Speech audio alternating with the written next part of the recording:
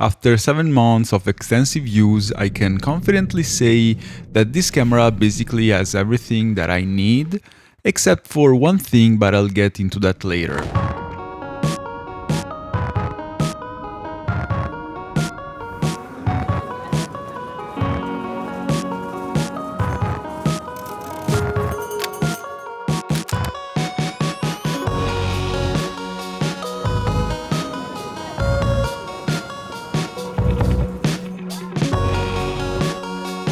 This is the Leica SL3S, and I would say that in 2026 it's almost impossible to find a camera that, isn't good in terms of giving you a good starting point, at least a sweet starting point of image quality, because unless you have a specific niche needs, basically every camera gives you great RAW or DNGs or whatever.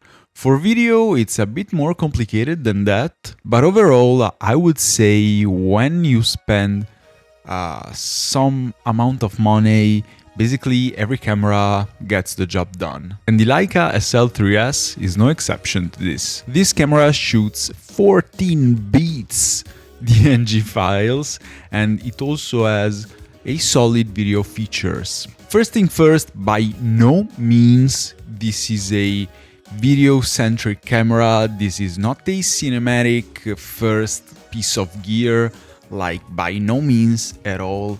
Even though it can be a cinematic camera, it can be used as a cinematic camera with the right, cinematographer, the right DOP, the right crew, and the right person or people behind the camera. I consider this camera as a photography first piece of gear, a fantastic photo camera that also shoot solid videos, even up to 6K open gate, which in a camera like this might sound more like a flex, but it's nice to have the option at least. And again, not because of the quality at all of the videos, but more due to its operational design and how the camera has been thought out. When it comes to Leica, of course, we tend to set the bar like sky high because of its heritage, because it's probably the most famous and the most iconic camera brand, because the heritage, all the film cameras, the photographer,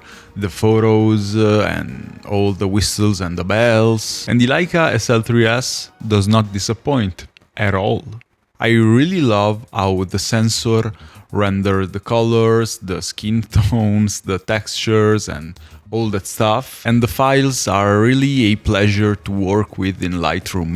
I used to spend hours in Lightroom with my previous cameras like the Sony a7R5, not because it wasn't a good camera, it's a fantastic camera. I simply prefer the output of the SL3S and of a lower resolution sensor like this 24 megapixel. But overall, the workflow with this camera is much smoother. In Lightroom, I just need few clicks to achieve a look that I like, both when it comes to a more modern look or a cinematic look or, the film emulation rabbit hole.